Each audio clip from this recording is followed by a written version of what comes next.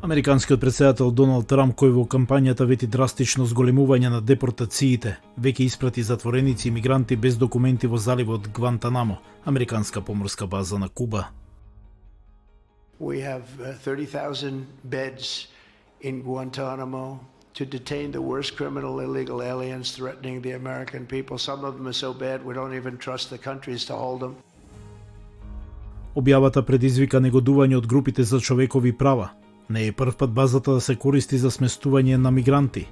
Повеќето луѓе го знаат Гвантанамо како место за притвор за осомничени за тероризам, поврзани со нападите од 11 септември 2001 година, вклучувајќи го и наводниот организатор Калид Шеик Мохамед.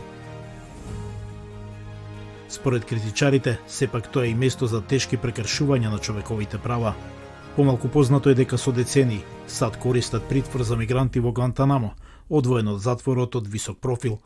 Тоа започна во 1991 година, кога илјадници жители на Хаити побегнаа во САД по насилниот државен удар. Администрацијата на претседателот Џорџ Буш постави бегалски камп во Гвантанамо, за да се сместат некои од нив додека се обработуваа нивните барања за азил. Илјадници кубанци и други кои бараа политички азил во САД исто така беа привремено сместени во објектот. Во 1999 година САД накратко го разгледаа планот за сместување на 20.000 бегалци кои бегаа од конфликтот на Балканот, но таа идеја беше отфрлена поради загриженоста дека Гвантанамо е премногу далеко од нивната татковина. Наводно, администрацијата на Бајден размислуваше за користење на Гвантанамо за процесирање на нов бран мигранти од Хаити, иако на крајот тоа не се случи. Како и затворот во Гвантанамо за осомничени за тероризам, тамошниот мигрантски објект се обвинува за нехумани и незаконски услови. Извештаите од меѓународниот проект за помош на бегалци го опишуваат местото како место со долготрајни притвори, недостаток на правилна постапка, вода што не може да се пие, несоодветна медицинска нега и изложеност на отворена канализација.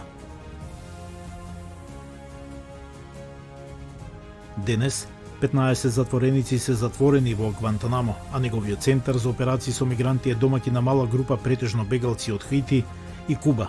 Сепак, предложеното проширување за сместување на 30.000 мигранти без документи ќе означи значителна промена во имиграцијската политика на САД. Секретарката за внатрешна безбедност на САД, Кристи Ноем, рече дека ќе се следи соодветна процедура за новите пристигнувања мигранти, но критичарите предупредуваат дека сместувањето на мигрантите во Гвантанамо може да резултира со кршење на човековите права, слични на оние документирани во минатото. Досега, повеќе од 175 машки лица се префрлени во објектот за имиграцијски холдинг во Тексас.